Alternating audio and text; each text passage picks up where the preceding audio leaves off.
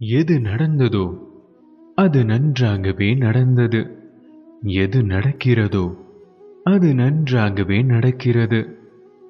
எது நடக்க இருக்கிறதோ அதுவும் நன்றாகவே நடக்கும்.